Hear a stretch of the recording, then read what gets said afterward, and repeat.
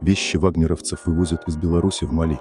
На протяжении последнего месяца нами было зафиксировано 2 нетипичных рейса, которые выполнила белорусская грузовая авиакомпания Rada Airlines. В мае и июне самолет Ил-62 этой авиакомпании дважды летал из Беларуси в столицу Мали, Бамако.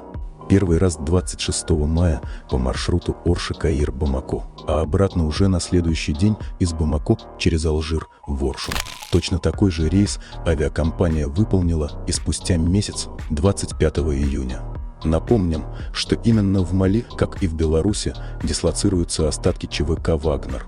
Ранее, в октябре-ноябре 2023 года, мы уже отмечали возможную перевозку их вещей из лагеря в цели, через Бобруйский военный аэродром, туда же, в Бамако.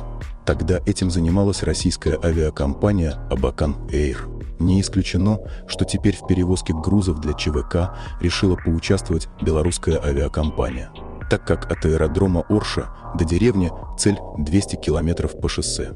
Этот аэродром является базовым для Rada Airlines.